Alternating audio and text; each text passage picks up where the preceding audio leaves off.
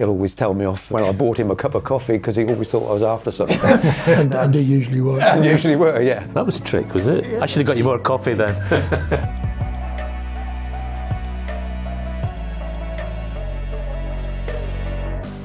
Welcome to the EVO podcast. This is a special, and it's about the birth of the Jaguar X152, also known as F-Type. And with me today I have Callum, design director of the F-Type, and Russ Varney, who is the chief program engineer for the F-Type, and my good friend Mike Cross, who is also heavily involved as the chief engineer of vehicle integrity. And I was actually involved as well, because in 2011 I was looking for new work, having been let go by EVO, which was quite a surprise to me.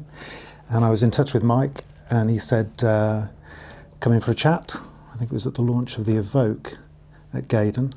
So I popped in for a chat, and the reason for coming on board originally was CX-75, which was a new car for Jaguar. We'd had no experience in supercars, so I think you thought that I would come along and be able to help guide that project. Yeah, we were always looking for good, broad vehicle evaluators, and so somebody who'd been a journalist seemed to really fit the bill. And if you remember, Pete Tullin was there as well from What Car? It was a bit of a surprise to me because I was an apprentice way back in the 80s, and I met Russ. Russ was in vehicle proving. I think you were in chassis development at the time. Yeah, vehicle dynamics. So it was a bit odd to be back at Jaguar, having been a journalist for quite a few years by that point. It surprised some of my mates who were still there as well. There was a couple of double takes when I was seen in engineering from the other side. Because you used to write for the Jaguar Car Club magazine, didn't you? That's right, Cat's Eye. That was where everybody who was interested in cars coalesced.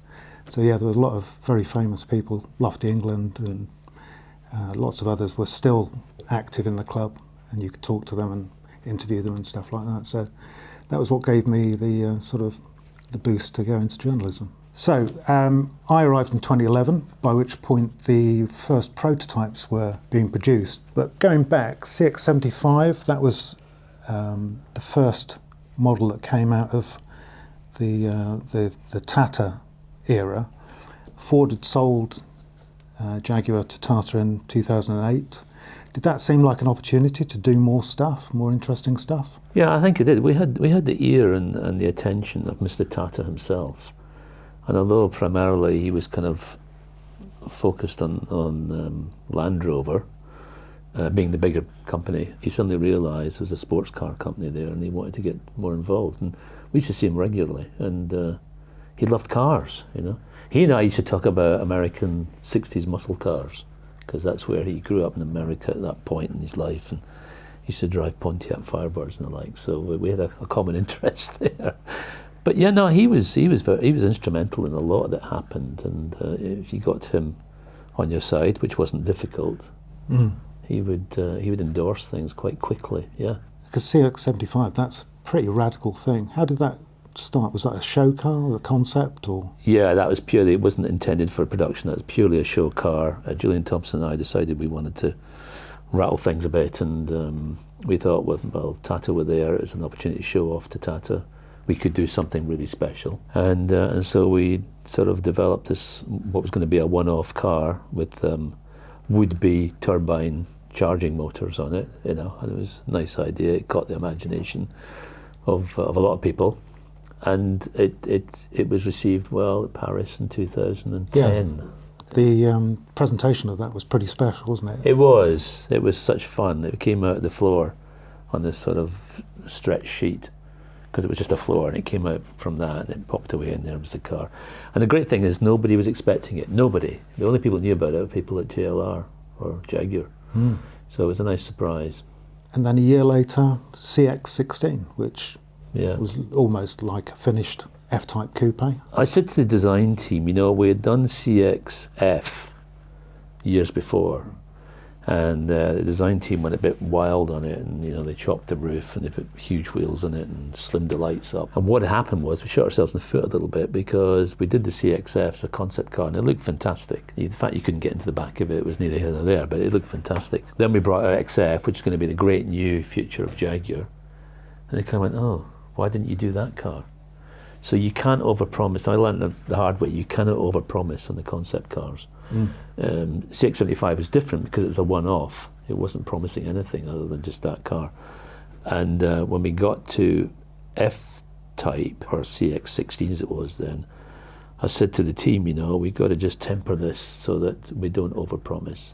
And they get frustrated. The guys go, no, we could put 25-inch wheels in it, and we could put these slot headlamps on it and stuff. I said, no, you're not going to do that. So I had to really discipline the team to keep it restrained. But we did put the side opening door on it like an E-Type, which was a lot of fun. Yeah, yeah. And that was intended for production at that point. You'd done the initial assessment of what the car was going to be. Well, we knew it was packaged, didn't we? And we knew that that design was feasible. We knew that we could package what we needed to. And that made it actually easier for us to progress, because when you have we always want to go back to the show car, really, don't we? But we do. What Ian had done was done the real car and then moved the show car on some, but we knew we would come back to something that was very, very close to that design. So there had been, I think, Mike, you were involved in some sort of standard setting or creating what we call a statement of intent? Yeah, so back then there was a Jaguar DNA which described how all Jaguars should drive, and we changed the flavour depending on whether it was a sports car, a saloon or whatever. We looked at the competition as well, worked with sales and marketing, and then tried to define all that in a document that everybody in the company could see, which described how the car should drive and behave. Yeah, it characterises, compared with the competition, where it should fit into the market. That's exactly right. And it was quite shrewd, wasn't it? Because it wasn't aimed at, although it was launched in Frankfurt, which was pretty bold, it wasn't aimed at a particular Porsche. It was, which obviously is the leading manufacturer in that sector of the market. It was 911 was above, and Boxster was going to be below. So it wasn't actually targeted. Yeah, I think there's sometimes an assumption that when you do a new car, you start with a clean sheet of paper. But we carried over some hardware from preceding cars. And so it would have been difficult with the hardware we've got to objectively take on the 911, say. But what we wanted to do was give our car some character and give it some emotional appeal, which would offset any small objective shortcomings. Yeah, and the taking over of previous hardware, which was XK aluminium structure, that put a few constraints on what you could do with the design. Yeah, absolutely. I mean, it's about the fundamental package up to the kind of B post was basically the same, and so we tried to shrink wrap the surface of the car as tightly as possible to that hardware, and that's what my objective was. I realised we weren't going to reinvent the wheel with this. Like most people, I would like to put the engine further back. Would have helped the bonnet line. Not only that, it would have helped the balance of the car. Transaxle would be great, which is what Aston did. Dry sumping, it would have been great as well. The engine lower down and all that good stuff. But that wasn't going to be the case because the car had constraints, and it had financial constraints as well. It wasn't going to be the price of an Aston. And the budget was quite modest. Yeah, from a proper programme, if you like, or a big programme, it was, in terms of investment, it was probably quite a lot less than a quarter of a normal mainstream programme.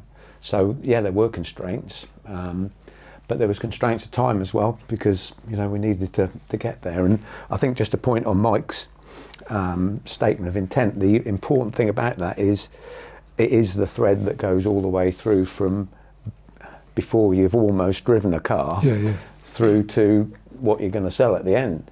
And although we've got an 80% understanding of the hardware we've got in the car to achieve that statement of intent, you often get quite a way through before you figure out that actually we're not meeting the statement of intent.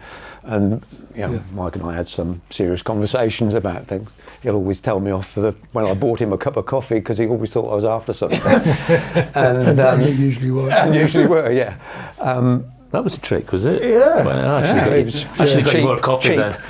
But no, so it's not all done and dusted when you've written it all down. As you know, you learn things as you go through, and the subtleties of going from something that's okay or good to great is actually can be quite small, but it can be quite big in the impact of it in the engineering. So your role was to make sure it made its gateways, these points in the program where it has to look as if it's going to get to where it needs to be at the end of the program, and then that releases more funding each time. Well, not quite so much releasing the funding, apart from when you get to the program approval point. Beyond that, you're away really. But as well as Mike, with his statement of intent, all the other functions have their own, not quite called statement of intent, but requirements. Be it sales and marketing, be it manufacturing, be it service, whoever. And at any point in those checkpoints, they can throw a card in that says we're not progressing from here. So that's when we get back in the roundabout of figuring out how collectively, we deliver what we all want. What was promised in the statement of intent. Yeah, and also at these gateways, it was a measure of the design maturity of the car, wasn't it, from the component groups? Yeah. And we used to evaluate the car against the statement of intent, and then we had certain pre-agreed shortfalls that were permissible to go through a gateway. Yeah. Because the other thing that could happen is a competitor might release a new car since you'd written the statement of intent, which has been a surprise. Yeah. Even though we used to try and anticipate what competitors would do. I arrived, and probably in the first 3 or 4 weeks, there was a very odd experience where you said, "Do you want to come for a drive of this new car?"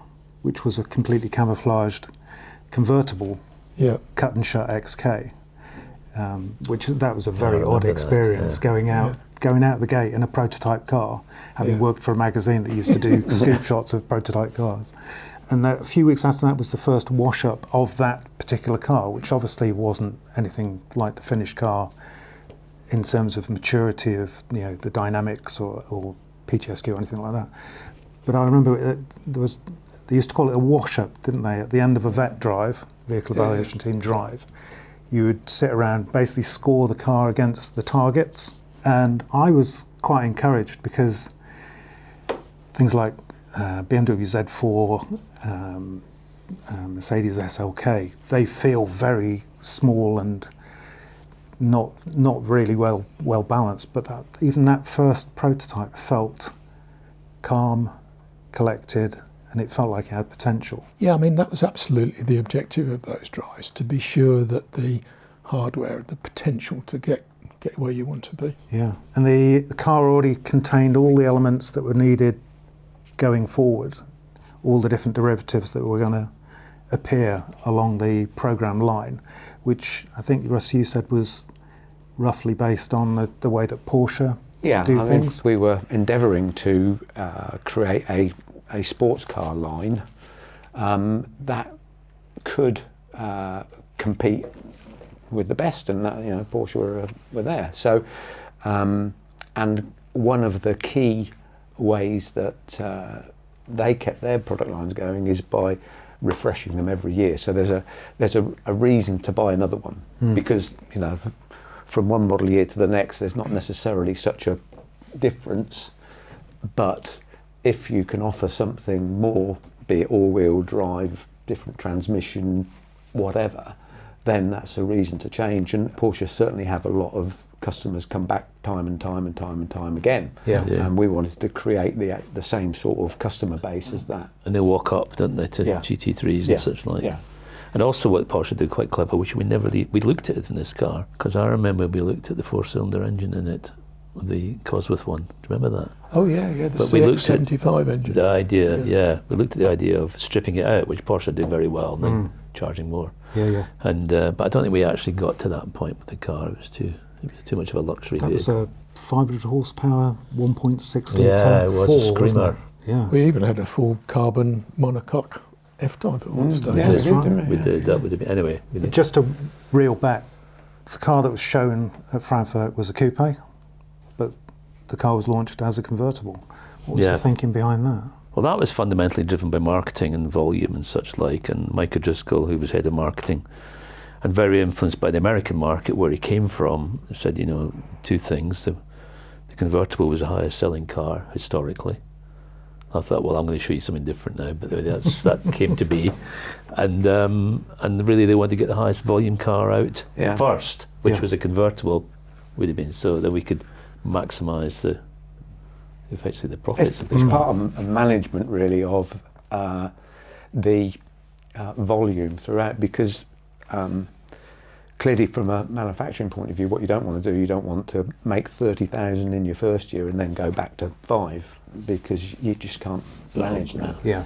And you put all the investment in, you don't get the return. So a bit like Porsche again, managing that rollout, and it also eases the pressure in all the disciplines, including tuning the vehicles, because instead of we've got 2 vehicles that we're tuning and maturing at the same time. At the same time, we've got a bit of stagger, and what we learn from one, we can transfer some to the other. A great consequence of launching the convertible first was that the body structure was very good, so we had no shake issues, which made the tuning and development of the car much more straightforward. And it also meant the coupe was then super stiff. It was a good launch, actually. Yeah. Yeah, I remember we were in Paris or Frankfurt For the convertible. Yeah. And I was normally expected to go up and do a 4-minute speech, and each design director would do a speech, and Ralph would make something, or the MDs would say something. And I just wanted to keep this absolutely minimal. And I took acting lessons for this, honestly. I remember John, who did our, call him speech therapist, who taught us how to speak properly. I said, "This is what I want to do." He says, "Right, you have to learn to hold your nerve and walk off very slowly." And he showed me how to do it. So I thought, okay. So what I did was, and we had to drive the cars on, which in itself was actually quite exciting, because they had to land on a turntable and be there as the car would revolve. And of course, I had a little notch in the glass, so I could line it up so I knew it was on the turntable. When I got into the car on the day, not only was it not a V6 that I tested on, it was a V8. It had more lurch than I thought. I had to go over this bump. And the marker had gone. So when I got out of the car, I had no idea whether I was on the turntable. And the first thing, if you look at the video, the first thing I'm looking at to make sure the back wheel was on the turntable. Yeah. And it was just on, oh my goodness. Anyway, my speech was, this is the sort of car I've wanted to do all my life. It speaks for itself. And I kind of walked off. And there's this, do you remember that? No? Oh, yeah, I just said very little. I said it speaks for itself.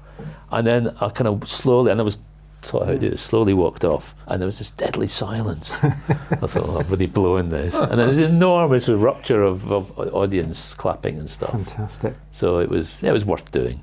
Yeah. And then, other directors went on and made a 5-minute speech, and that was fine by me. Now the car did carry over quite a lot of XK parts, but the structure was updated with the learning, the aluminium structure was updated. But you were left with essentially XK running gear, and how the V6 was actually a V8, wasn't it? Yeah, so it was the V8 engine with 2 cylinders cut off, as simple as that really. Yeah. As all the front end drive was common, so it was the back 2 cylinders, but actually we would have preferred to have the front 2 off or move the engine back. Move the weight distribution. Yeah.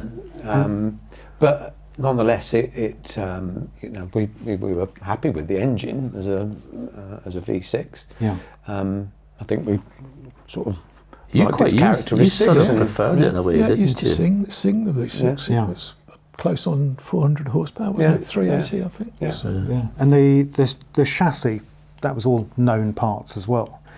We knew the chassis well, so the tuning was comparatively straightforward. Were you confident that there was enough levers to pull within the chassis design to get where the car needed to be a proper sports car? Driving the prototype you described earlier, the objective of that stage is to confirm that you can get there. And because we knew the car so well, they were quite mature quite early on.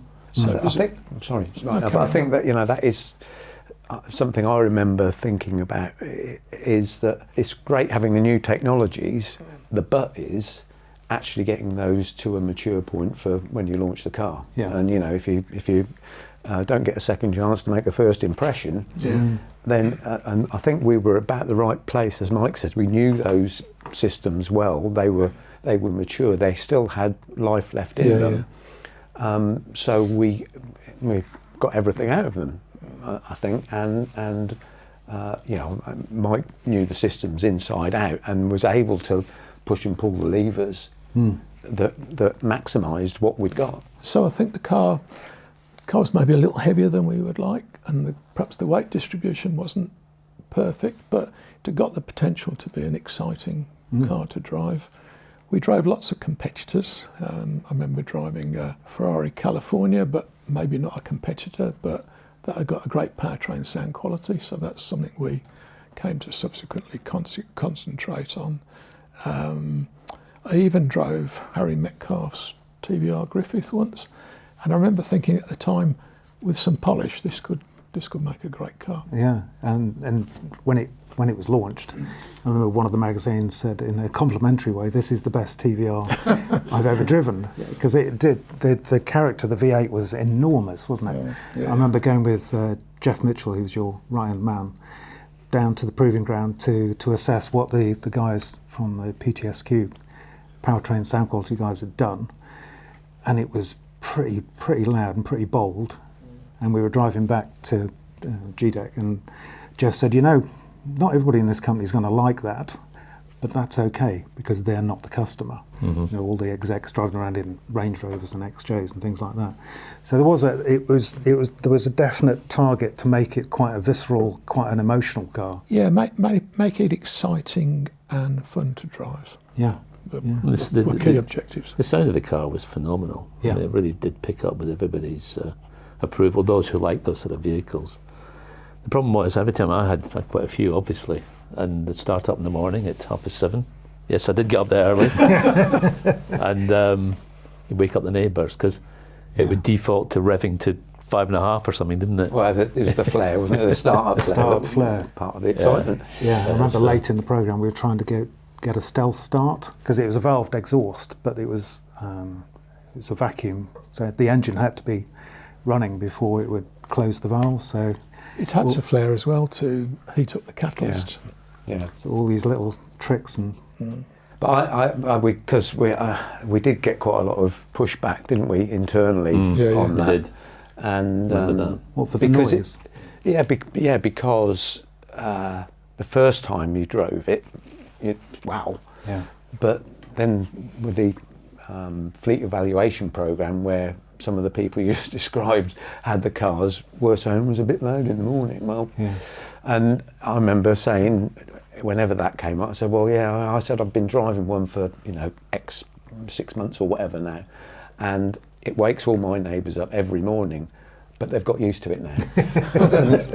To try. But as you said, they it. weren't the customers, really. No, we wanted to appeal to people who just wanted that wonderful, visceral sports car feel. And it wasn't really a daily driver, was it? That's the point. One of the other advantages, it was quite a small team within Jaguar Land Rover at the time, because there was other big stuff happening. Yeah. And we were quite allowed to just get on with it. Weren't we? Yeah. Good job, really. And I think because it was a sports car, unusually there was a test track involved. I used to book Rockingham so we could go and progress the car, because Gaydon had lots of facilities, but it didn't really have a handling circuit, did it? That's right. And I think that helped to sort of crystallise the way the car behaved. You sent me to do the launch recce with a chap called Moy, who I think was quite an accomplished rally driver. Yeah, I think he'd done the Dakar or something like that. Yeah. And for some reason, the launch, I think, was going to be on Mallorca, the little island. And so I went to do the recce with Moy, and I think we took an XKRS that had been delivered out. Then we drove around for a couple of days and went to very nice hotels, and Of course. and Moy said, "Oh, this is where the coffee stop's going to be on the last day," and it was a beachside cafe with a pool that was going to be drained, and a car was going to be put on a pedestal. And so it was all fairly well sorted, but there was no driving. There were about 2 roads where you could actually let rip. And I thought, this is going to make, and I came back and said to you, I said, this is going to make it look like the car's not great to drive, because you're not allowing people to drive it. And I then got a call from Fiona They Pargeter. moved to North Spain, didn't Yeah, and she Yeah. said, right, why should I spend twice as much on this launch as I budgeted? And I went through that people won't get to drive it. And in the end, it was, I think the launch was out of Pamplona, Yeah. went up to the Pyrenees and Yeah. back round to Good the drive. Navarra circuit. Yeah. And it was a massive drive. Even was for a a massive regular car launch, drive. it was a massive drive. Hours. The roads were fabulous, weren't Yeah. they? But Yeah. people, But it people worked. loved it. It worked, yeah. People loved it. And We they- went back there again for something, I think. We did an F-Type launch subsequently at Aragon, didn't we? At the Yeah, we circuit- did, yeah. circuit there. Motorland, yeah, Yeah. that was the Coupe R with carbon ceramic brakes, which I found myself trying to help develop in Fiorano, right in the heartland of Ferrari. I've forgotten what a great job you had, John. Travel, hotel. You were busy doing the Ferrari. important stuff.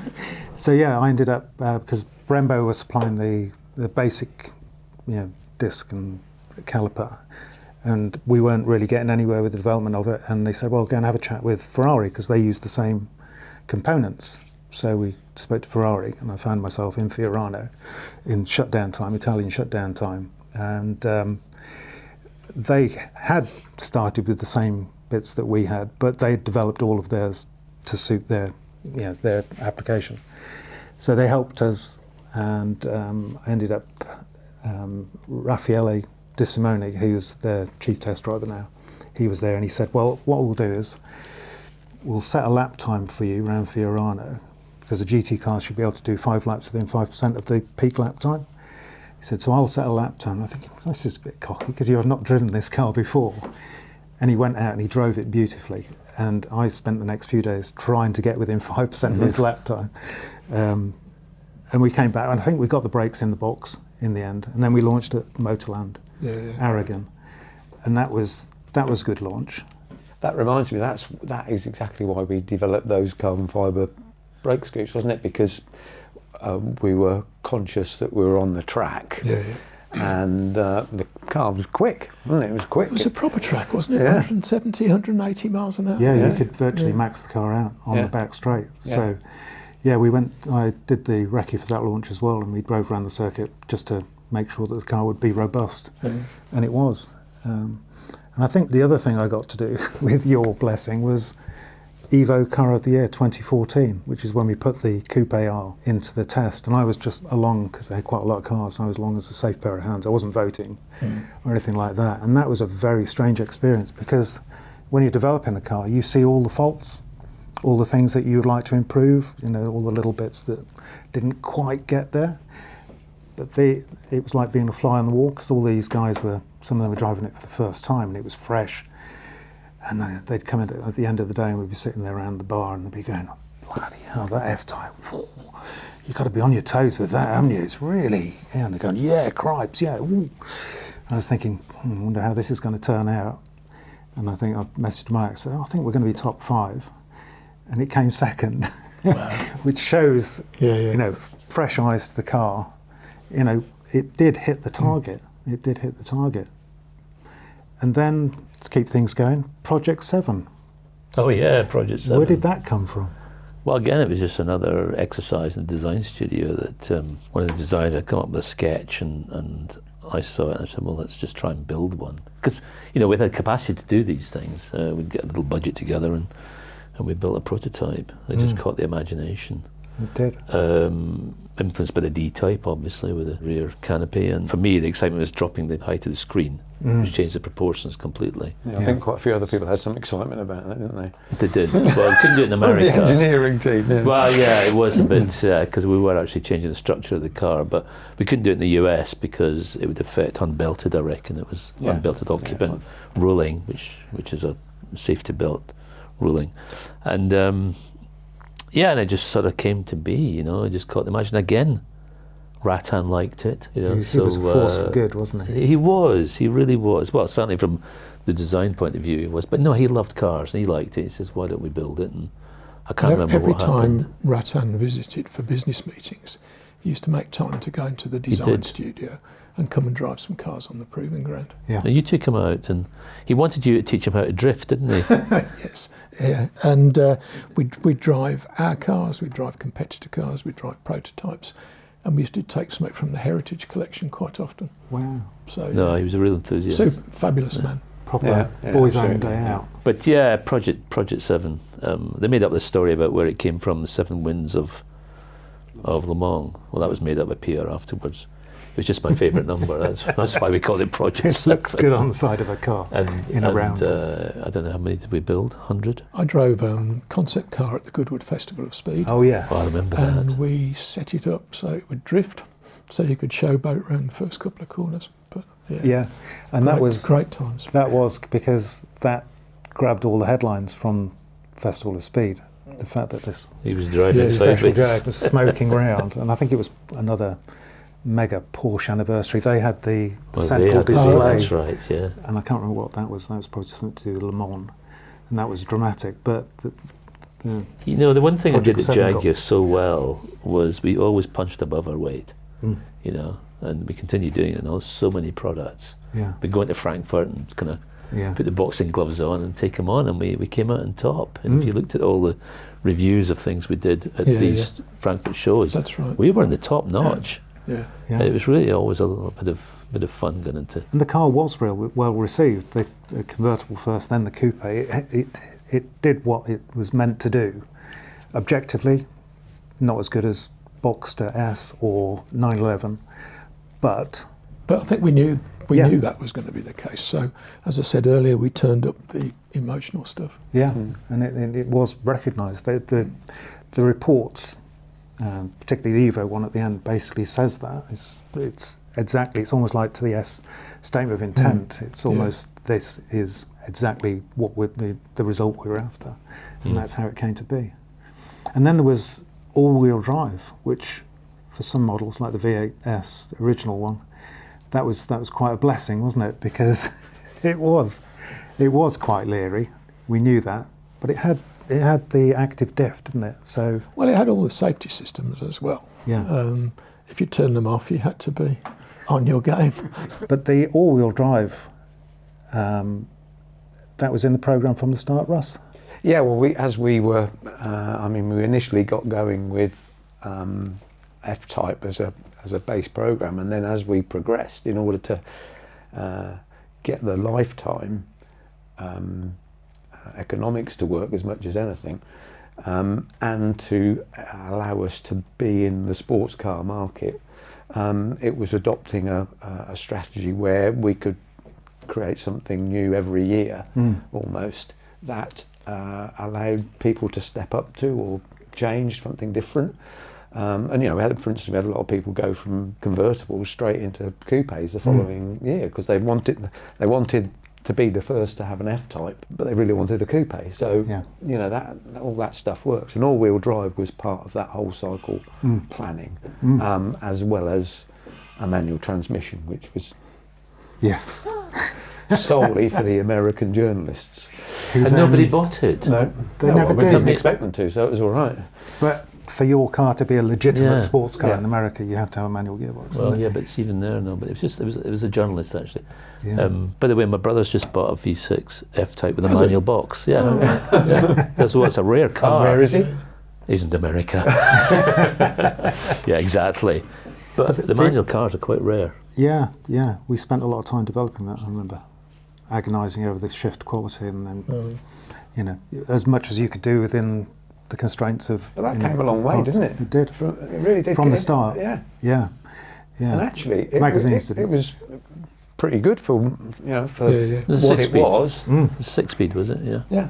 I think the disappointment was the all-wheel drive car, when it was initially, it came to us for evaluation, it was fantastic. I remember at Rockingham we had, I think it was a wet day at Rockingham, which always makes it very slippery. It's a very strange surface there. And we'd have had the competition cars there. We'd have had the long-term 911 from the test fleet and Boxster. And they are great cars in the wet. They you know, deliver. But that all-wheel drive F-Type left the 911 behind. and we thought that we've got something really, really special here. And then the durability guys went, excuse me, and we had to dial everything back in the dry so that it was more rear drive, a little bit less in the wet, and then in the snow it could be the car that it should be in the dry, because it was phenomenal. So it's very disappointing to see that happen. But yeah, it's still a great car. I mean, there were quite a few things that, again, because we were quite a small team, we used to get quite a lot of pushback, didn't we, from some of the engineering areas, and there was some that we stood up for and just leant on the dyno a bit and said we're just going to do it. Yeah. And actually, in the scheme of things, when you look at the broader story of who was going to drive the car, in reality, as I say, it's not a daily driver. It wasn't a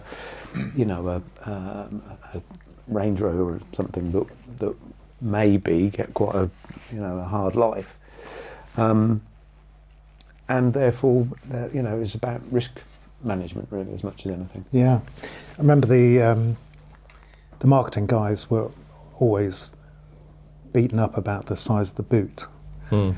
But it could have been even smaller, couldn't it? If they'd have got their way and had a folding hardtop on the convertible. They've destroyed it. But the thing that people didn't realise, and we made special luggage for it, which we gave the first set to prototype set of luggage to Ralph, and it duly fell apart, which I'll never forget the day he came back. But anyway, he wasn't a happy man. But anyway, we designed this special luggage for it where we could slide a suit carrier in underneath the hood well, where the roof went. And when you actually added up all the luggage, it was bespoke to the shape of the car. Yeah. That was a lot of luggage. Yeah. It really was. And I think eventually we took the spare wheel out and we got more luggage under there, didn't we, in the later cars? Well, no, we never had a spare wheel. I never had a spare wheel. No, we did subsequently spend a lot of time and energy moving the battery and stuff around in the boot and changing all the trim, and got 2/10 of not very much improvement, frankly, because it was what it was. But I did go on holiday several times. Yeah, you can get a lot of stuff in there. Into Europe and everything else. Yeah. And my wife and I went for a week and it was fine. Yeah. I wore the same clothes every day and she had a change, But that was down to the shape of the car. I mean, the boot is going to be what it is. The bottom of the car is not going to get lower. Yeah. And we ran the boot off like an E-Type, and that's what created the problem. So, the only way to fix it was to lift the boot up to one of those more conventional heights. Yeah, that reminds me, I'm researching a feature on the 2000s for EVO at the moment, and the name F-Type keeps appearing. The next F-Type keeps, because there's a desire there to see Jaguar do a sports car in the 2000s, the noughties. And I remember the day that we learned that it was going to be called F-Type, because it was X152 for a long time.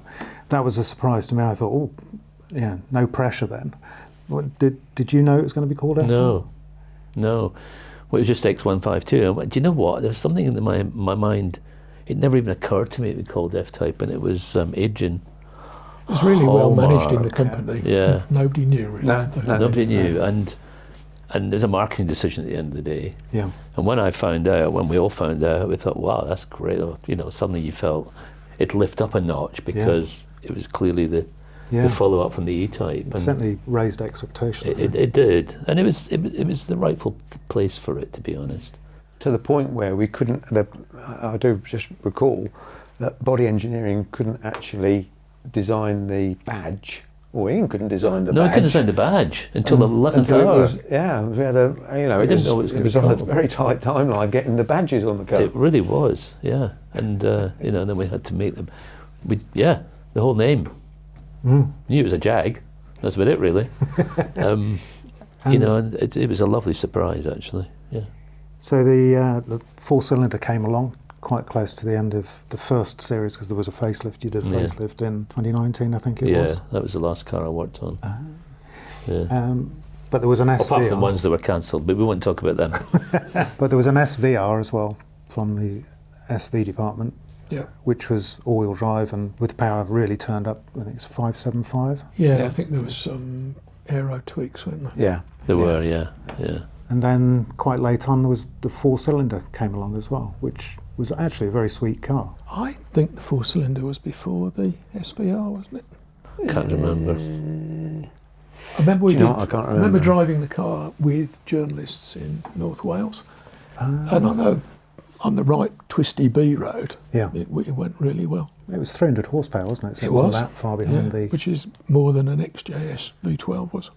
Just to put it into That's true. perspective. That's true. Yeah. Of course it was, yeah. I recall because it was an engine that was obviously already in front wheel drive or in other Jags, but it had to be turned around, and I remember we were concerned that we weren't going to be able to get the refinement, and at that point the Boxster 718 Boxster dropped, and we got one in, it was a Four-cylinder. flat 4, Yeah. and it sounded dreadful. It And we did. thought, this car isn't finished. This is not Porsche. Because ours, we just basically dropped it in. Sounded better straight away.